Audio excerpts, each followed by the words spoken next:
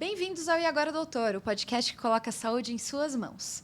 Eu sou Kelly Mentes, gerente de comunicação e marketing do Eco Medical Center, e aqui trazemos dicas para descomplicar a medicina, abordar temas sobre prevenção de saúde, diagnósticos e tratamentos. Antes de começarmos, vamos falar um pouquinho sobre o Eco. É um centro médico completo que oferece consultas, exames e procedimentos localizado na Rua Goiás, Água Verde, aqui em Curitiba. São mais de 450 médicos e mais de 45 especialidades. Para você agendar uma consulta ou exame, é só ligar no número que está aqui na tela. Inclusive, fique ligado no nosso canal, siga e ative as notificações para ficar por dentro de tudo que você precisa saber sobre saúde. E vale pontuar que, no Eco, nós temos a Econefrologia Nefroclínicas, que é uma estrutura completa em consultas, exames e tratamentos para pacientes com doenças renais. Para mais informações, entre em contato pelo telefone que está aqui na tela e agende sua consulta diretamente com a clínica.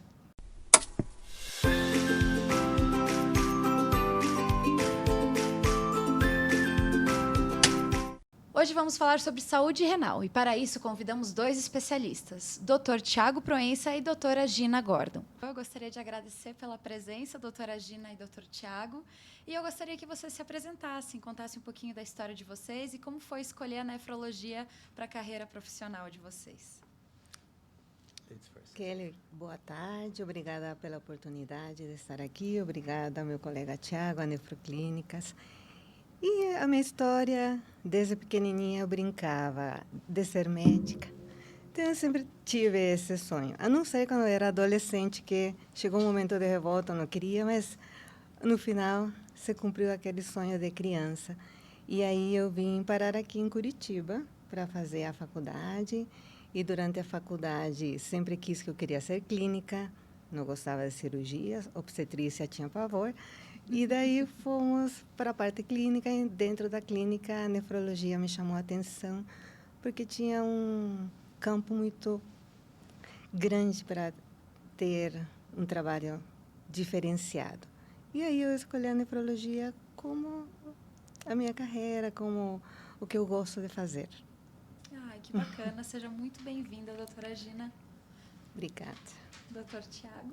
Obrigado, que a minha história é completamente diferente, assim, né? Eu, na verdade, sempre quis ser jogador de futebol, aí meu pai não deixou, e aí eu pensei em fazer várias profissões, até que no final decidi fazer medicina. Dentro da medicina não tinha planos iniciais de ir para a área clínica, acabei pensando em cirurgia no geral, mas quando vi sangue a primeira vez, falei, vou fazer clínica. Aí eu fui para a área clínica, e dentro da clínica a nefrologia chamou a atenção por ser a especialidade onde você tem a capacidade assim, de ver um monte de coisa diferente, um monte de doença diferente, tratar de diabetes, tratar de pressão alta. E aí isso foi o que me atraiu. Eu, originalmente, vim do interior de São Paulo, né? Eu fiz faculdade lá, residência de clínica médica lá. Mas aí os maiores nomes da nefrologia na época estavam aqui em Curitiba. E aí veio a minha esposa, que também veio fazer nefrologia depois. E aqui eu me instalei há mais de 20 anos. Que bacana, seja bem-vindo, doutor Obrigado. Tiago. Então vamos iniciar as perguntas já. Doutor Tiago, o que significa ter uma boa saúde renal? Perfeito. Na verdade, a boa saúde renal nada mais é do que você cuidar do seu corpo como um todo, né? A gente tem tentado nos últimos anos mudar um pouquinho aquela visão de que a gente deve olhar para um órgão de maneira isolada, assim, não olhar só o coração, não olhar só o colesterol, não olhar só o peso, né? Todos os órgãos eles estão interconectados, assim. Então, o ideal, quando a gente fala em saúde renal, é ter um bom estilo de vida, cuidar do coração, cuidar do rim, ter uma boa hidratação. Se você tem diabetes, ter um bom controle da glicemia, mas tentar cuidar do seu peso, da tua dieta, da tua alimentação.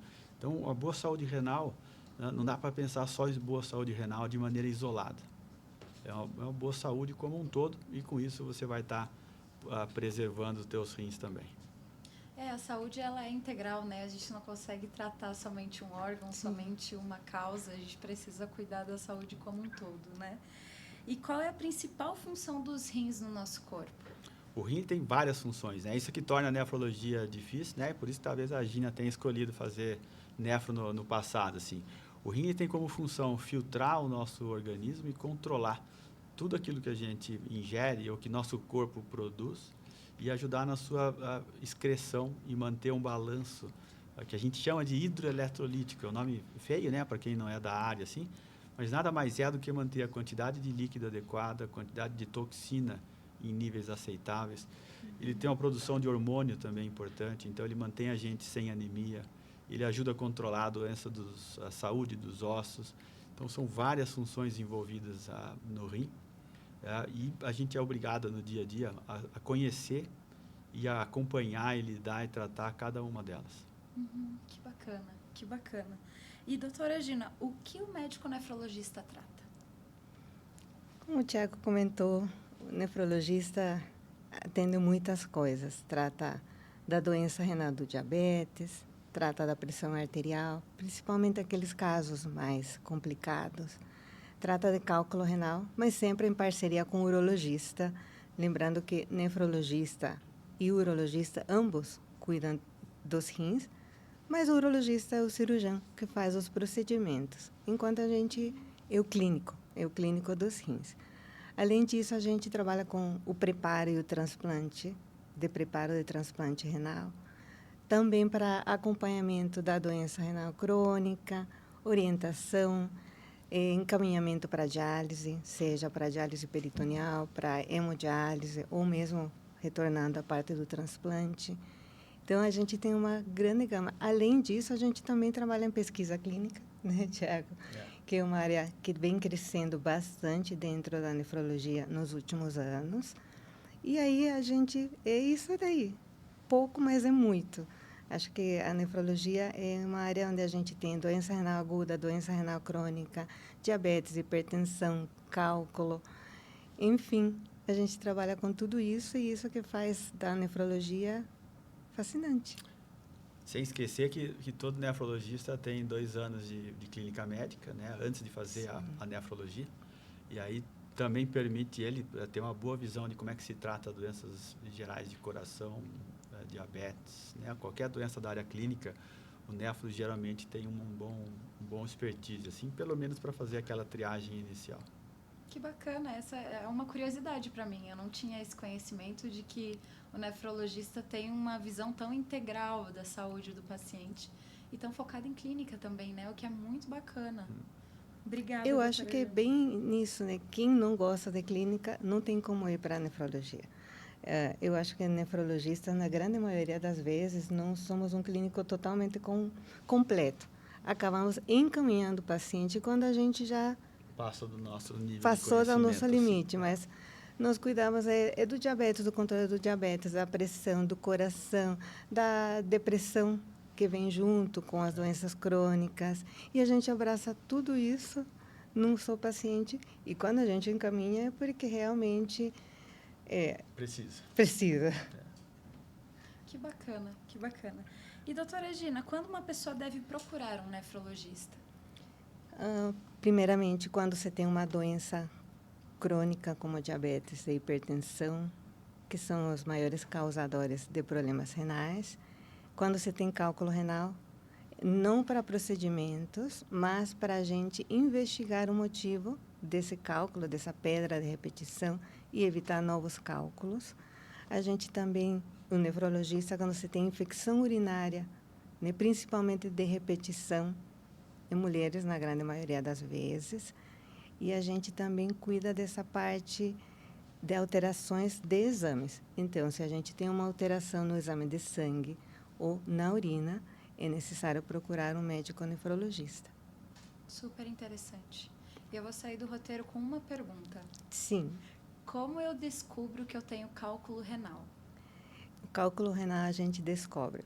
Se não for pela dor primeiro, claro, né? Porque ela pode não avisar e avisa com a dor. E daí você vai no pronto-socorro, vai fazer um exame onde você vai descobrir que tem cálculo renal. Exames de imagem. Ecografia é o primeiro exame, na maioria das vezes, que detecta o cálculo renal. Posteriormente, provavelmente seja necessário outro exame de imagem, uma tomografia, para a gente ter melhores detalhes. Olha só. Muito interessante. E, doutor Tiago, quais são os primeiros sinais de que os rins não estão funcionando bem? Essa talvez seja a pergunta mais importante, assim, porque a doença renal, caracteristicamente, a não ser cálculo, né, como vocês discutiram agora, ela na grande maioria das vezes, ela é assintomática, ou seja, o paciente não sente nada. Tá? Então, é importantíssimo você conhecer quais são as doenças que estão relacionadas ou que levam à doença renal crônica. Entre elas, a Gina comentou do diabetes, da hipertensão, da obesidade, esses são os principais, assim.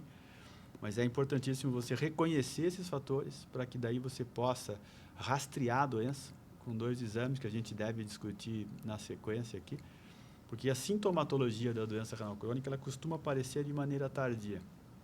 Quando você nota que o paciente tem sintomas que daí podem incluir uma hipertensão que está ficando difícil controle, inchaço sem causa aparente. Né? Às vezes o paciente reclama de espuma na urina em grande quantidade, embora seja um marcador não muito sensível que a gente fala, né? Anemia que você desconhece a causa. Então, tudo isso são fatores que acompanham a doença renal, mas que costumam aparecer de maneira tardia. Então, por isso a necessidade, se você quiser proteger o rim, ter uma boa saúde renal, você vai ter que, de maneira precoce, identificar para tentar intervir o quanto antes. Isso é muito interessante. E a próxima pergunta você até já respondeu, mas eu vou perguntar novamente. É verdade que a doença renal pode ser silenciosa? Na verdade, ela é silenciosa. Ela é silenciosa na grande maioria das vezes, a não ser que ela aconteça de maneira muito abrupta. Quando a gente tem alguma condição clínica que faça com que o paciente perca a função de uma semana para outra, às vezes até de um dia para o outro, aí essa mudança abrupta ela vai fazer com que o paciente perceba ou tenha sintomas mais claros. Caso contrário, ela é assintomática e por isso a necessidade de campanhas, como a gente tem o Dia Mundial do Rim, agora no dia 12 de março, para trazer então a necessidade desse rastreamento que todo ano a gente insiste. Né? Só para você ter uma ideia, a gente tem no Brasil, ou no mundo, na verdade, aproximadamente 10 a 15% da população mundial, quase 20% da população adulta, com algum grau de doença renal crônica. A grande maioria sem diagnóstico. Tá? Então, por isso, confirma isso que você me perguntou, de que é uma doença realmente com muito pouco sintoma no começo. E quais doenças podem fazer com que o paciente tenha essa percepção abrupta de 1 semana, 2 semanas, ou quais são as causas? Perfeito. Normalmente são episódios agudos, então uma infecção grave que gera um quadro de septicemia. Então isso aí vai ser geralmente descoberto já no hospital, porque um paciente desse não está em casa. Às vezes uma picada de cobra pode fazer alguma lesão muscular que leva à disfunção renal, acidente automobilístico, perda aguda de sangue, uma desidratação grave. Tá? Então, são todas doenças que... Essas são fáceis de você identificar. E aí a sintomatologia que acompanha, confusão mental, náusea, vômito, tudo isso leva a gente a suspeitar da presença de insuficiência renal, que daí deixa de ser chamada crônica para falar em aguda. Tá? Esse é o diferencial. Nossa, muito obrigada. Excelente. E, doutora Gina, o que é insuficiência renal, aproveitando que o doutor Tiago trouxe isso? A doença renal é uma falha na função ou na estrutura do rim. E isso é de maneira abrupta, como o Tiago comentou, ou de maneira progressiva e lenta. E por isso a diferença entre doença renal aguda e doença renal crônica. A diferença vem a partir do tempo de evolução e na capacidade dessa doença ser reversível ou não. Nossa, interessante. E existe diferença, até você já trouxe isso, né? Mas eu vou reforçar. Existe diferença entre insuficiência renal aguda e crônica? Sim, exatamente isso que o Tiago, inclusive, já comentou. A gente tem a doença renal aguda, que por um motivo abrupto, por exemplo, um cálculo renal, obstruiu a via urinária, faz elevação da creatinina, que é o marcador de função renal. E é uma causa reversível. O cálculo sai, ou seja, naturalmente, ou por algum tipo de procedimento urológico, e se reverte a função renal, o rim continua normalmente. Então, é reversível. A doença renal crônica já é um processo lento que se instala ao longo do tempo. dos anos e que, na grande maioria das vezes, não é reversível.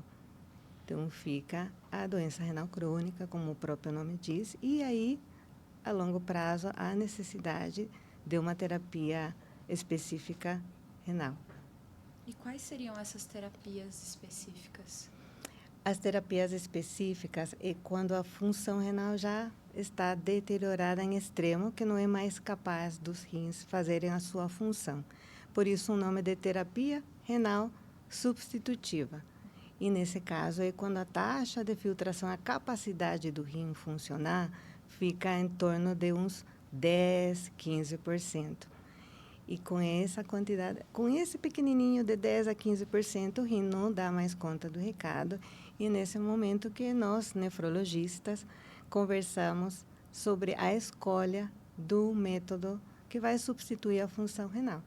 E aí estamos falando de 3 métodos diferentes: a hemodiálise, a diálise peritoneal e o transplante renal. Mas vale também falar que existe nenhuma das 3 alternativas, né, Tiago? Com a população mais idosa hoje, existe, junto com a família e o paciente, não querer fazer nenhuma dessas 3 e ficar no tratamento e acompanhamento com o nefrologista, sem necessidade de fazer uma dessas 3. Que é um desafio. Esse é um desafio, esse que a doutora Gina está comentando. Talvez alguns de quem está nos ouvindo já tenham ouvido falar em cuidados paliativos, né? Que é você não oferecer uma terapia que para alguns pacientes podem ser considerados agressivos, com um impacto grande em qualidade de vida, para que você possa, na verdade, oferecer um cuidado clínico sob supervisão, né, de um nefrologista, de um clínico, de outros profissionais de multidisciplinares, para dar uma boa qualidade de vida, com uma expectativa de vida semelhante, né, sem muitas vezes aquela agressividade que a gente tem numa terapia renal substitutiva como a diálise, que é fundamental para o mais jovem, mas que talvez para o idoso já no final de vida possa não ter a mesma indicação, o mesmo sucesso que a gente tem mais cedo. Nossa, muito interessante. Obrigada, doutores. E, doutor Tiago, quais são os principais exames para avaliar a função dos rins? Perfeito, são 2. A gente precisa de um exame de sangue e de um exame de urina. Tá? O exame de sangue, esse é mais conhecido, né? Ainda não tem o mesmo apelo do colesterol, como a cardiologia conseguiu colocar aí na prática, mas ele chama creatinina. Ele é um exame de sangue. A creatinina ela é um marcador que mede para nós a função do rim, porque ela é produzida pelo músculo e ela é jogada fora só pelo rim. Então, com isso, a gente sabe que tem uma produção constante, só sai por um lugar, ela serve como um marcador. Para quem está nos ouvindo, não precisa se preocupar em olhar o valor isolado da creatinina. A gente tem uma fórmula na nefrologia que a maioria dos laboratórios já tem feito, que embaixo ela coloca um termo que a doutora Gina comentou mais cedo, que chama taxa de filtração glomerular. Aquilo ali mede aproximadamente em porcentagem, assim, para a pessoa que não é da área entender quanto que o rim está funcionando. A maioria dos profissionais conhecem o exame, pedem, só que ela é um marcador tardio. De uma maneira que, quando você nota a alteração nela, no valor que o laboratório costuma colocar na frente como ideal, o paciente já perdeu 30%, 40%, às vezes 50% da função renal. E aí entra, então, esse outro exame que eu comentei no começo da resposta, que é a albuminúria. Tá? É um nome feio, mas ele nada mais significa que é um exame de urina simples, onde você vai medir a quantidade de albumina na urina. A albumina é uma das proteínas que a gente tem no sangue. E ele é um marcador precoce, mais precoce do que a creatinina. Então, ele costuma alterar antes que a creatinina suba. E esse é um exame que é muito pouco solicitado. Principalmente os colegas que não são da área têm uma dificuldade enorme, talvez porque no momento da formação deles ainda não era um exame amplamente divulgado, a gente ainda não tem a medida, né? Esse mês agora, no Jornal Brasileiro de Nefro, a gente vai ter uma publicação de um artigo, de uma campanha nacional, realizada por 2 empresas, onde a gente vê que menos de 7% de quem tinha diabetes, de quem tinha hipertensão e tinha doença renal, tiveram albuminúria solicitada naquele ano anterior. Então, esses são os 2 exames, né? Se tivesse que deixar alguma mensagem final, ou, né, depois da nossa conversa, eu diria que não esquecer do diagnóstico com creatinina e com albuminúria. Tá? Não o parcial de urina, que esse é um erro comum, né, Gina? O parcial de urina ele é importante para várias coisas, né? Que é um exame mais geral, que todos conhecem, mas ele deixa escapar grande parte dos diagnósticos ainda. Sim. E esses exames, eles podem fazer parte daqueles vários exames que a gente faz de rotina? Deveriam, são fáceis de fazer e são baratos. Tá? Então, não tem razão para você não fazer esse tipo de exame dentro de um check-up, principalmente em adultos. Tá? Perfeito. E só um nefrologista pode solicitar esses 2 exames ou qualquer médico? Na verdade, deveria ser qualquer médico, porque os pacientes que a gente discutiu aqui hoje, que tem fator de risco para a doença renal, o hipertenso, o diabético, o obeso, ele não está no consultório da nefro. Ele está no consultório do endócrino, está no consultório do cardiologista, do clínico, do geriatra. E só depois desse diagnóstico é que ele vai bater no consultório da Gina, no meu consultório. Então, esses exames, eles devem ser, inclusive, sempre que possível, né, para quem está nos ouvindo, pedir para o teu médico que te acompanha, para ele solicitar para rastreio. E só depois é que ele chega para o nefrologista.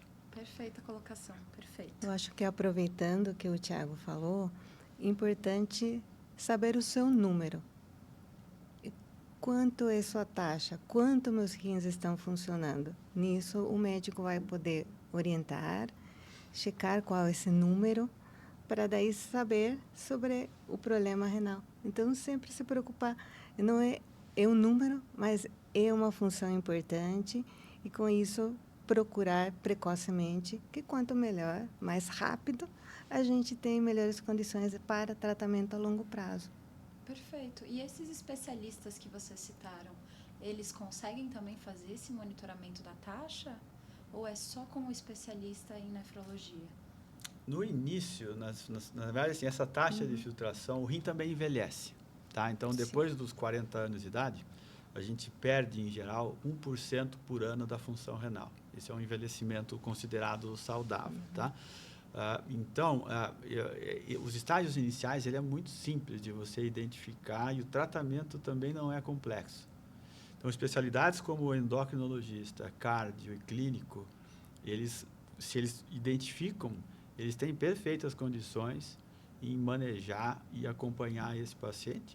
Só precisam monitorar para tentar identificar quem que é aquele paciente que não está se comportando da maneira que devia. Quando eu falo se comportando, o quadro clínico, né? Não o comportamento do paciente, para falar assim, olha, esse paciente não está dentro daquilo que eu gostaria, vou encaminhar para um especialista, para um nefrologista. Tá? Até porque nós, no Brasil, também não somos muitos.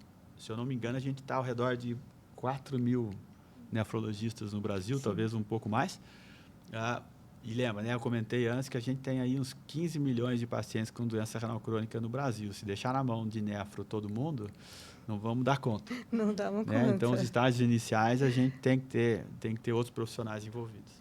Perfeito. Então, precisa dessa multidisciplinaridade e também dessa campanha de conscientização muito forte, Sim. né? Isso aí. Mas outra coisa o clínico geral geralmente não gosta, não se sente confortável, né? Então, acaba encaminhando mesmo Muitas aqueles vezes estágios iniciais. Olhou assim, esse aqui é nefrologia, né? Então, a maioria não está preparada nesse sentido de se sentir confortável, mesmo que seja em graus leves, de fazer esse acompanhamento. Sim, perfeito. Mas talvez até seja um conforto para o paciente já ser encaminhado para o especialista, né? Também tem essa visão que quando a gente fala de doenças renais silenciosas, a gente fala também de uma falta de conhecimento da especialidade de nefrologia, né? Sim. Então, acredito eu, e aí vocês podem me corrigir, claro, que o paciente também gera um conforto para o paciente quando ele consegue chegar até vocês, né? Sem dúvida. Gera um conforto e essa confusão que você fala é comum. Então, tanto comum que, às vezes, colegas nossos da neurologia recebem pacientes que originalmente eram para consultar com a nefrologia. Tá? Não é uma confusão infrequente. Assim. E urologista com nefro Também. com uro. Também tem isso, né? Sim. Também tem isso.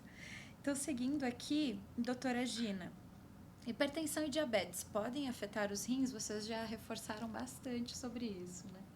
Sim, claro. E reforçando para a gente só conversar um pouquinho mais, de uma maneira muito simples, né, para o pessoal que está escutando a gente, né? Quando a gente tem, principalmente os que são de difícil controle, não é obrigatório alguém com hipertensão ou diabetes evoluir para doença renal crônica. Quem vai evoluir é aquela pessoa que nunca cuidou, nunca teve controle da pressão, do diabetes, não fazia acompanhamento médico, não fazia exames de rotina. Esse é aquele que tem a tendência, né, pelo mau controle da doença, evoluir consequentemente para doença renal crônica. E basicamente essa evolução se dá porque a pressão alta, pressão muito alta, vai fazer com que os vasos do rim, que são bem miudinhos, bem pequenininhos, eles tentem compensar e eles ficam mais grossos e vão perdendo a elasticidade. E a luz do vaso vai diminuindo. Isso vai diminuir o fluxo de sangue que vai para o rim. Isso acontecendo por muito tempo vai levar à doença renal crônica. Não é muito diferente para o diabetes.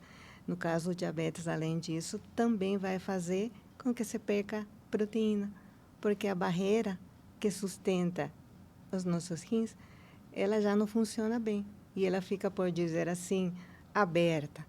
E por isso você perde proteína através da urina. E isso é o primeiro sinal de que os rins estão sofrendo, que estão adoecendo. Então, sim, essas são as principais doenças, são as que a gente tem que checar e tem que ter esse acompanhamento com exames de rotina. Nossa, que interessante. E existem outros fatores de risco? Existem outros fatores de risco, como o Tiago comentou, obesidade, né? A obesidade por si só, o tecido gorduroso é um tecido que vai causar uma inflamação para os rins. Tem o tabagismo, que também adora os pequenos vasinhos dos rins, também vai afetar. Tem doenças que são hereditárias, genéticas. Rim policístico. Exatamente. Então, se tem histórico na família de alguém fazendo hemodiálise, tem que ir atrás e procurar para ver se também não tem um comprometimento renal. Esse também é um fator de risco. E tem outras especialidades, doenças reumatológicas, como lúpus, ou doenças hematológicas, que também acabam comprometendo a função renal. E esquecemos de um extremamente importante, assim, que é o uso crônico de anti-inflamatório. Perfeitamente. Tá? Então, anti-inflamatório, assim, que é fácil acesso, qualquer um pode comprar sem receita, né? Todo mundo da minha idade para cima já não acorda sem dor, né? Então, é bem comum, assim, o uso de anti-inflamatório, e ele, de maneira crônica, ele vai causar, ele tem uma grande probabilidade de contribuir para a doença renal. Nossa, que interessante. O rim é um órgão muito, muito importante. Importante, né? E muito sensível. Então, você precisa tomar cuidado. E essa questão da dor e esse uso de medicamento de anti-inflamatório sem receita, sem acompanhamento, é uma coisa que precisa ser investigada também, né? Não é normal ter dor. Isso. Você vai estar, na verdade, tratando um sintoma, mas nunca causa. E aí vai, né? Para quem tem esse tipo de comportamento, de automedicamento, tratar sintoma, não tratar causa, você vai acabar usando medicamento para o resto da vida. Muitas vezes você vai... A causa, ela está se acentuando, então as dores elas vão piorando com o tempo, você vai tendo que usar cada vez mais medicamento e outras medidas. Então, é recomendado sempre, ninguém devia ter dor. Se tem, procura um médico, um especialista para ver o que está causando, para tentar usar o mínimo possível de medicamento. Perfeito, perfeito. E, doutor Tiago, como identificar os estágios da doença renal crônica? Perfeito. Isso aí você pode, para quem é leigo, né, pode tanto olhar, a maioria dos laboratórios hoje, ele já traz o resultado ali embaixo, ou para quem tiver mais interesse e mais facilidade, consegue isso mesmo online fazer o cálculo. O que você precisa é um exame laboratorial, na verdade 2, né, a creatinina e a albuminúria, sexo e idade. Então, o médico vai colocar esses resultados dentro de uma calculadora, ele vai calcular a taxa de filtração glomerular, que é quanto que o rim limpa de creatinina por minuto. Tá? E ele vai classificar em 5 estágios diferentes. E aí depois tem a classificação também da albuminúria, que conforme o nível é A1, A2 ou A3. A1 seria o normal. E aí a gente sabe que quanto maior o estágio, ou seja, quanto o 5 é pior do que o 4, que é pior do que o 3 e assim por diante, a gente tem uma relação direta com o risco de diálise e com o risco de morte, tanto de causa cardiovascular, quanto por mortalidade geral. Tá? Que para esses pacientes é extremamente elevado. Um jovem de 20 anos, tá? Que entra em diálise, ele tem a mesma expectativa de vida do que um idoso saudável de 80, 85. Tá? É uma mortalidade maior do que muito câncer que a gente tem hoje em dia. Por isso a importância do diagnóstico. Nossa, e a doença renal, tem cura ou é sempre progressiva? A doença renal, geralmente você tem como estabilizar ela. Né? Como a doutora Gina comentou mais cedo, a doença renal crônica, o que a gente já perdeu, a gente normalmente não recupera. Então, a gente vai brigar para que dali para frente a gente retorne aqueles valores de queda que era o esperado para a idade. Tá? E por isso a necessidade do diagnóstico precoce, porque se eu demoro para fazer o diagnóstico, eu já vou pegar ele talvez perto da diálise e eu não vou ter muito tempo, muita oportunidade de intervir da maneira adequada. Então, infelizmente, a doença renal crônica, esse é o mal. Diferente da insuficiência renal aguda, que muitas vezes, não para todos, a gente consegue ter uma reversão parcial e às vezes até completa da lesão.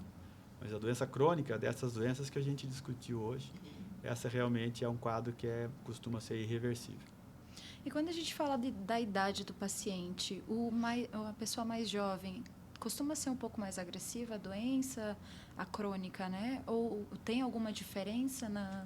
Vai diferir no jovem, principalmente as causas de doença renal, né? Então, por exemplo, no jovem, o diabetes, quando acomete, é muito mais o diabetes do tipo 1 do que o diabetes do tipo 2.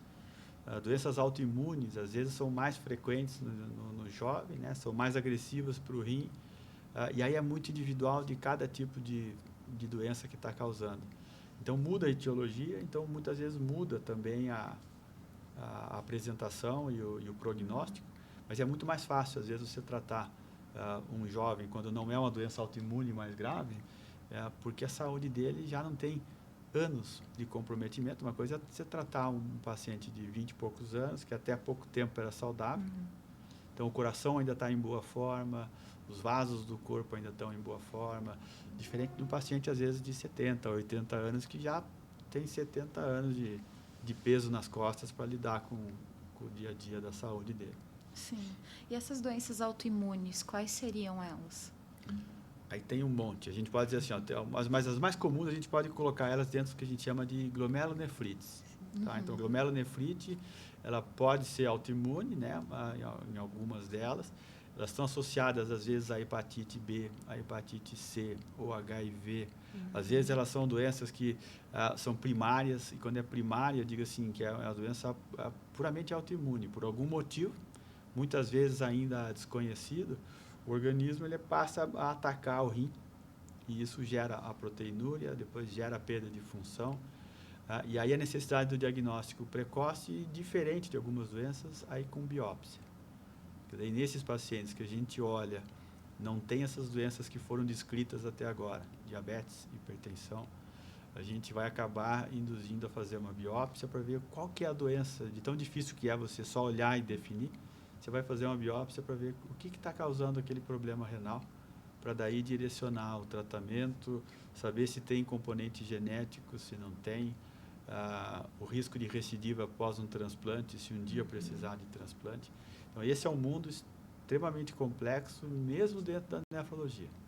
Né? Quando a gente fala de doença autoimune, de glomerulopatia, elas são mais raras, elas devem representar 10% de quem está em diálise só, né? O grosso é diabetes e hipertensão, mas é um diagnóstico difícil. Difícil diagnóstico, difícil tratamento, e a resposta nem sempre é que a gente gostaria que fosse. Sim. Nossa. são desafiadoras. Desafiador demais, nossa. E, doutora Gina, qual é o maior inimigo dos rins no dia a dia? Realmente, no dia a dia, o que pode levar a adoecer o rim, a não alimentação adequada, o excesso de sódio, o sal, pouca ingestão de água. Lembrando que a água não é só para a parte renal, mas para a função do nosso corpo como um todo, né? O sedentarismo, atividade física é importante para a gente ter, porque é um complemento, na verdade, né? Não usar anti-inflamatório em excesso, como o doutor Tiago falou, por favor, precaução. Se vai usar e precisar por tempo prolongado, vamos supor, tem uma tendinite, uma bursite, alguma dor crônica que precise, por favor, checar como está a função renal antes disso acontecer, para ter a prudência de saber quando, quanto tempo e quando parar, para a gente não lesar a longo prazo a função renal. Isso é bem importante. Além disso, tem alguns shots, né, de imunidade que temos que ter cuidado, né, que estão sendo vendidos e que acabam podendo alterar a função renal. Cuidado com os suplementos, né? Seja bem direcionado, vá num especialista que oriente como, quando, de que maneira, que quantidade usar um suplemento. Creio que de maneira... A Gina acabou de tocar num ponto que é extremamente importante. Assim, né? A gente tem visto uma onda, um monte de influencer, né? Falando sobre reposição hormonal, testosterona, suplemento alimentar que você não sabe a origem. Sim. Então, o que a gente... Intoxicação por vitamina D. Eu coloquei em diálise o ano passado 2 pacientes por intoxicação de vitamina D. Então, a gente está vivendo uma fase assim, né, que as pessoas elas dão muito mais importância para um cara falando no YouTube, no Instagram, do que procurar realmente conhecer o que está por trás de você ter uma saúde, ou levar uma vida saudável na nossa prática. Esse é o principal, um dos grandes problemas que a gente tem atualmente é justamente relacionado a isso que ela levantou agora. E essa é um assunto bem interessante, que inclusive está aqui no roteiro, essas perguntas. Tem algum limite de suplementação? Essa suplementação ela é para a vida inteira? Essas vitaminas, a pessoa precisa realmente tomar a vida inteira? Ou é em algum período que está com insuficiência de vitamina D e aí faz um tratamento, por exemplo, específico? Precisa tomar esse tipo de coisa a vida inteira? Como é que funciona? Perfeito. Bom, a minha impressão, né, não sei, Gina, mas a natureza ela é sábia, né? Ela fez você para não precisar. Você tem que ter a tua alimentação adequada, teu estilo de vida adequado. Suplementação você faz para quem tem algum grau de deficiência, alguma dificuldade.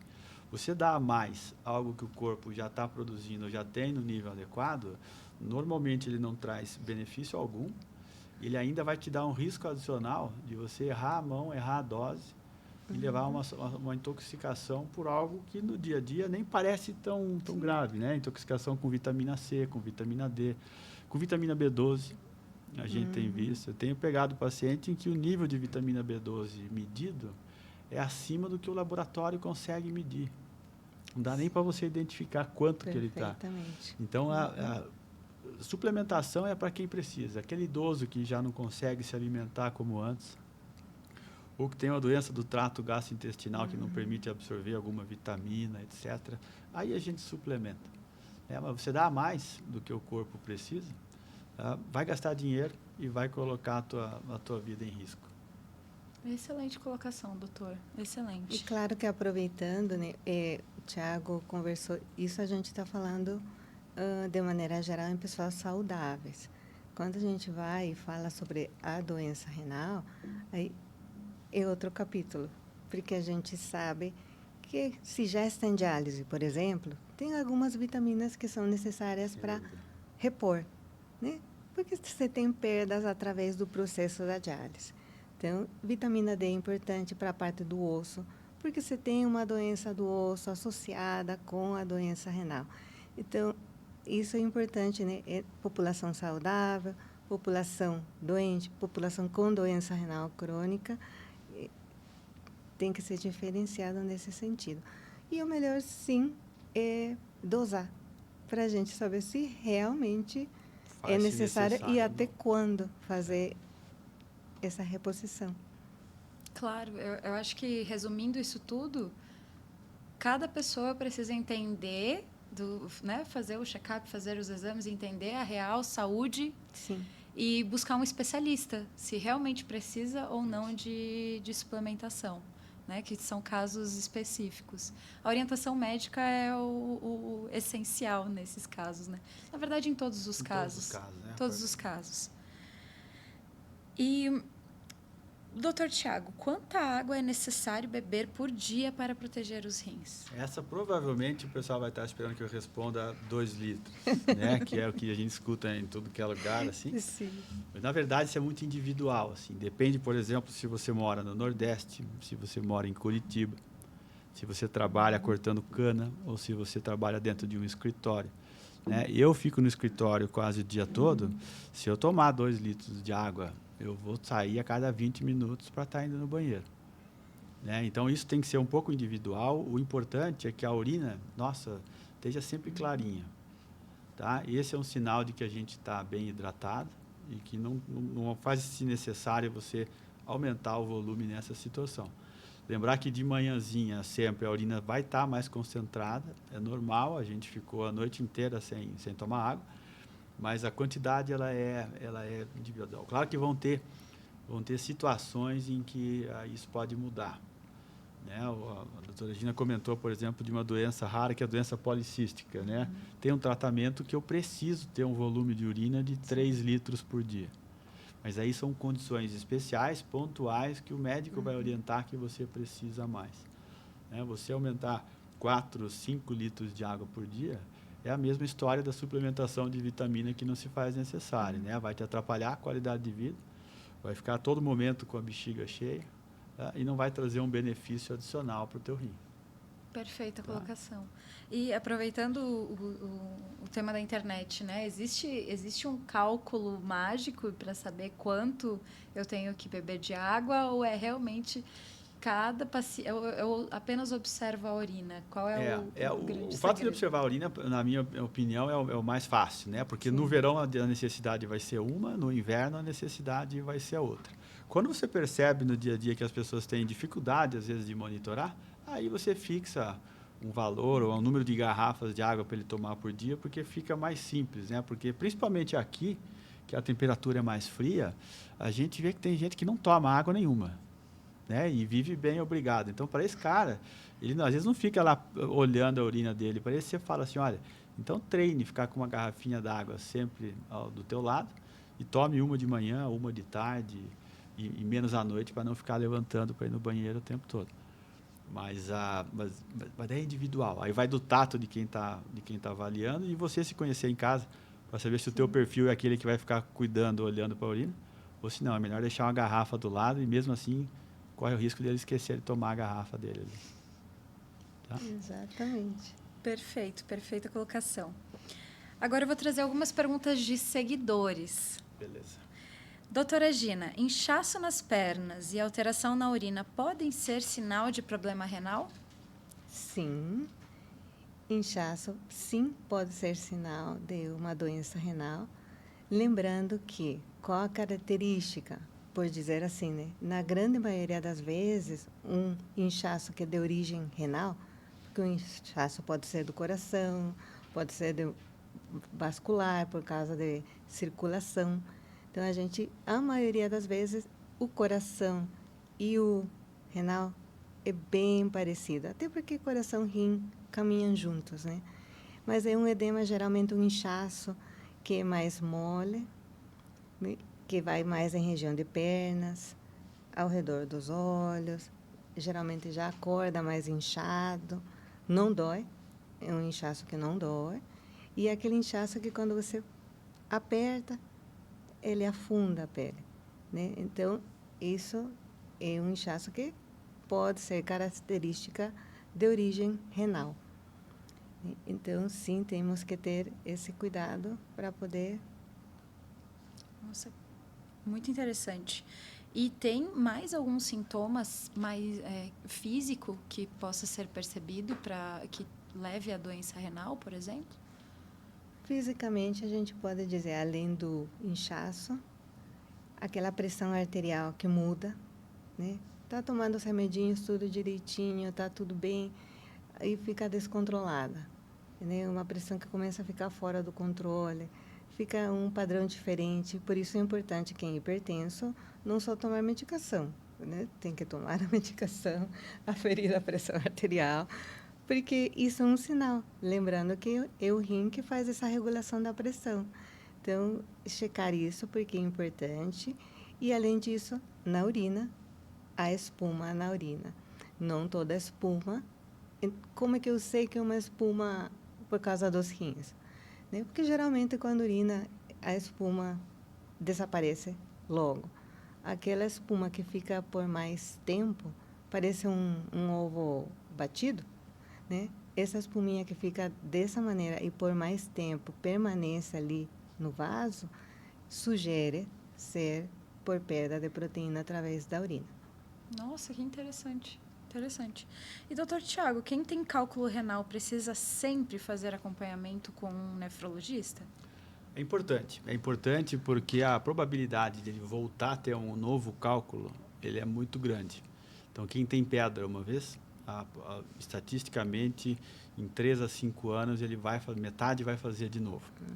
E aí a gente tem diferentes tipos de pedra, a gente tem maneiras de você tentar identificar fatores que podem predispor ele a fazer o cálculo, que você consegue intervir de maneira que você reduza a probabilidade de um novo episódio. E quem teve cálculo renal não quer ter nunca mais, por causa da intensidade da dor.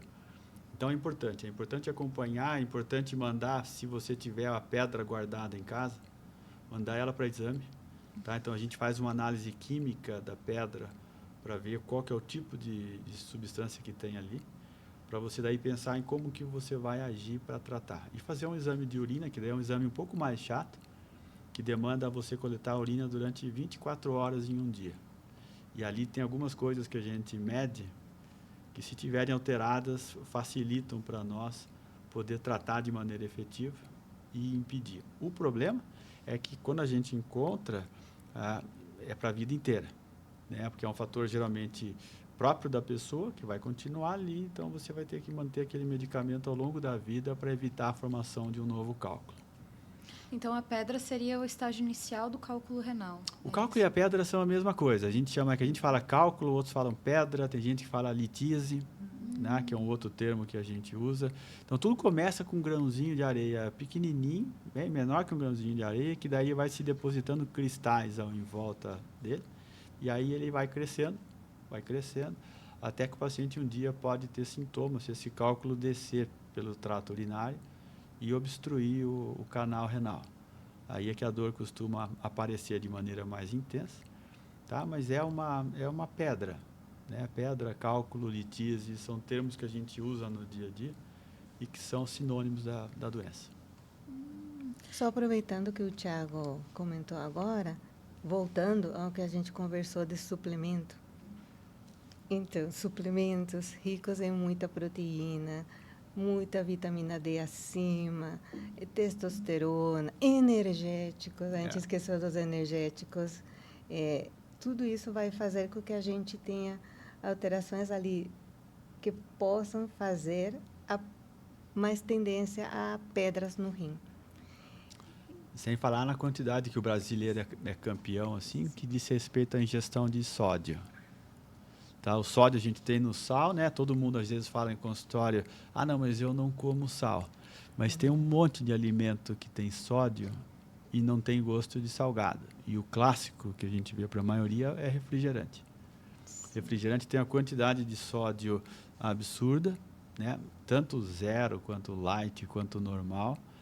E esse é um dos fatores que se associam e muito à formação de pedra no rim. E a gente acaba descobrindo quando a gente pede a urina de 24 horas, que o sódio urinário diz mais ou menos quanto que essa pessoa está ingerindo de sódio. Olha que interessante.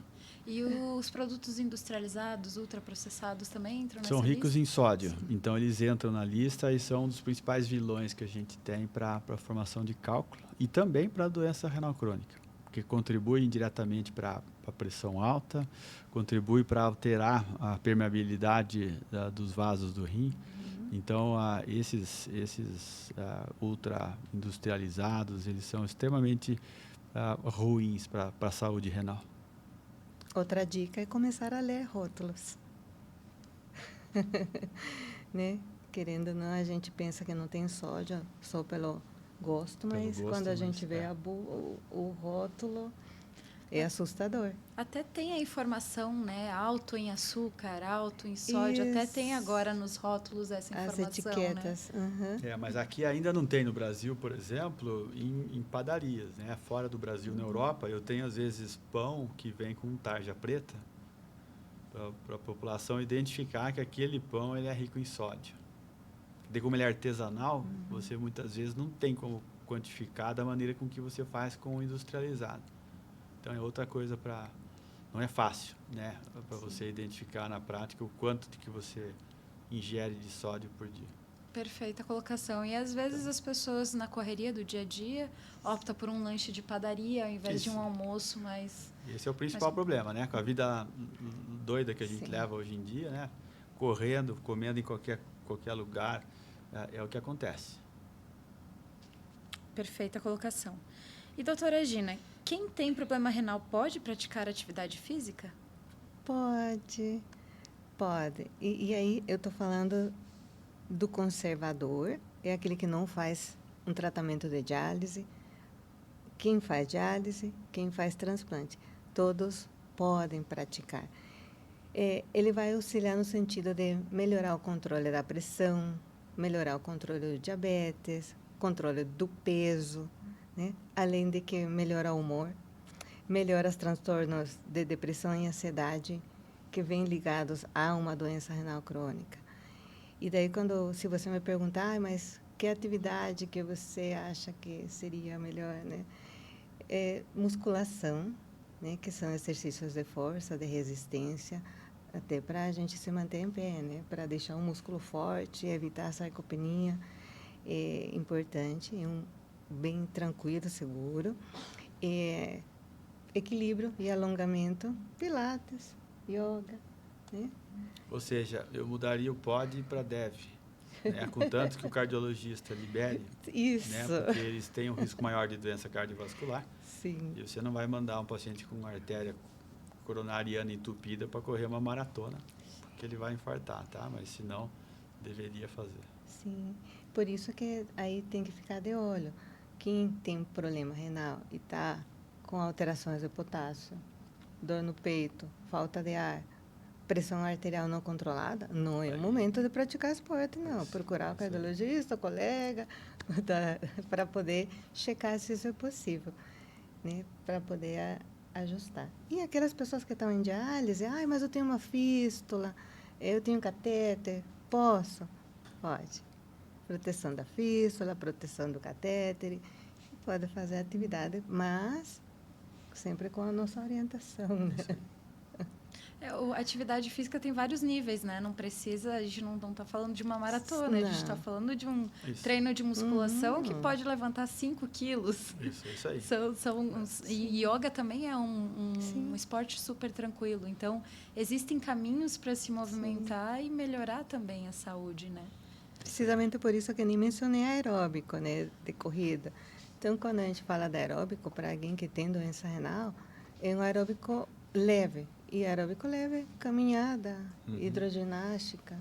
Isso. Né? Perfeito. O importante é fazer alguma atividade física.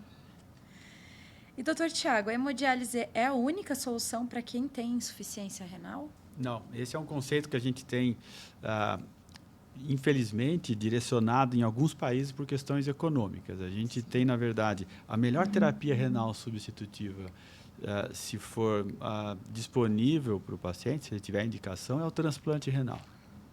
Tá? Essa é de longe a que dá a melhor qualidade de vida e maior expectativa de vida. Quando a gente fica em diálise, eu tenho a hemodiálise e eu tenho a diálise peritoneal. Tá? A diálise peritoneal é a diálise feita em casa, permite o paciente trabalhar, viajar, estudar, muito mais fácil do que a hemodiálise. Então, como é que eu escolho? Na verdade, a escolha deveria ser ditada pela característica social do paciente. Ele deveria olhar as duas terapias e ver quais delas se encaixam melhor no dia a dia deles. Tá? Claro que existem contraindicações para hemo e para peritoneal, mas em não havendo, e essa é a realidade da maioria dos pacientes, a escolha deveria ser por conta dele. Infelizmente, como eu comentei antes, por questões financeiras, a gente observa no Brasil 93% dos pacientes em hemodiálise. Só 6 a 7% em diálise peritoneal.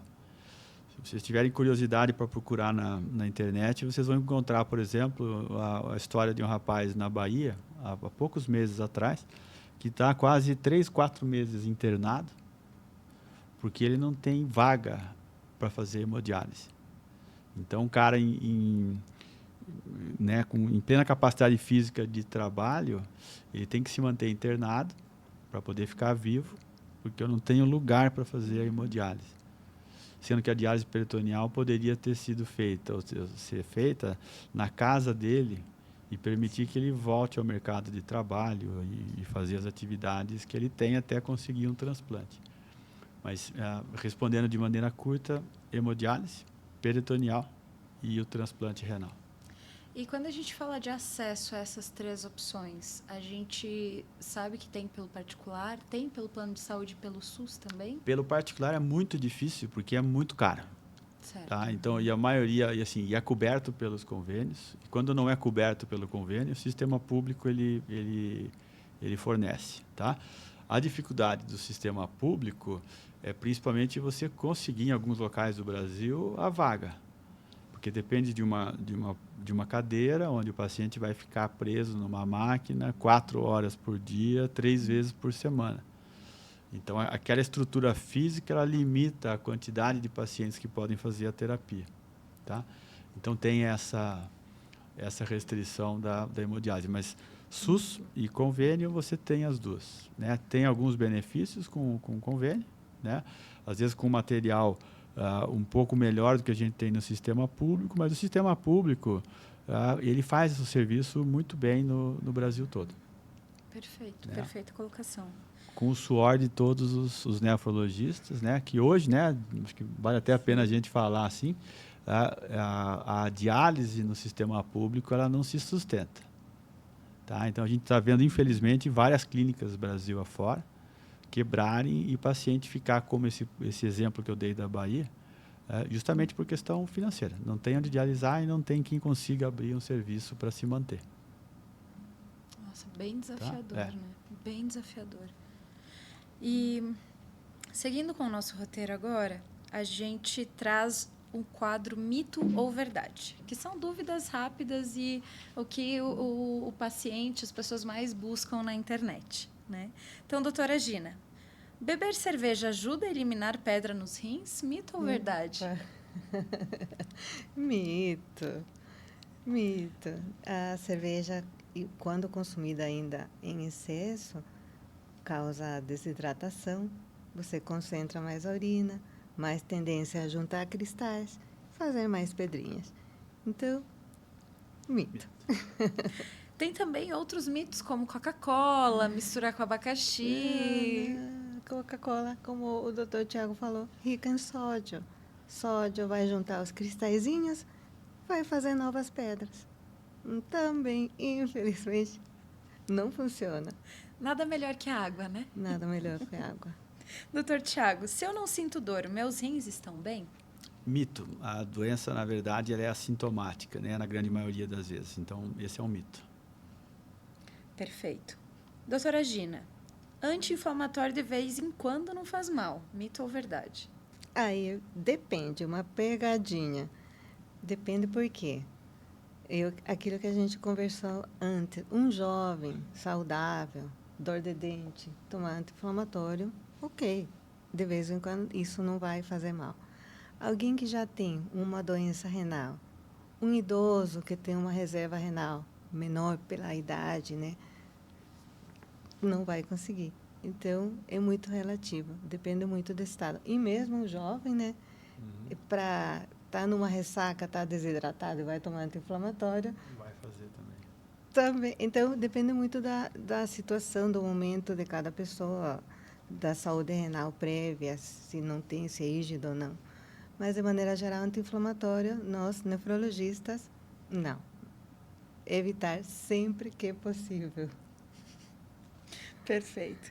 E, doutor Tiago, quem tem problema renal não pode comer proteína, mito ou verdade? Depende, mas em geral depende da presença de proteinúria na urina ou não. Então não dá para dizer nem que é mito, nem que é verdade, né? Se você tem uma doença renal, por exemplo, um cálculo, uma pedra, ou você tem uma doença causada por uma hipertensão, não tem contraindicação você comer. Essa é uma discussão quente dentro da especialidade, tá? E ainda mais agora com novos medicamentos que a gente tem, inclusive no sistema público de saúde, né? Chama inibidor de SGLT2, já existe a impressão de que eu posso sim consumir proteína, tá? Mesmo na presença de doença renal. Mas sempre com monitoramento, quanto mais grave a doença, perto de uma nutricionista, perto de um nefrologista, para entender a quantidade de proteína que você vai ter que estar ingerindo. Então, essa nem mito, nem verdade. A gente vai ter que olhar caso a caso. Resumindo, é sempre ter um médico de confiança e acompanhamento, né? Isso. A gente já está se aproximando ao final do episódio. Então, a última pergunta que eu tenho para você, doutora Gina, qual é a dica de ouro para manter os rins saudáveis ao longo da vida? Cuidar dos rins é o dia a dia. E é tudo isso que a gente conversou.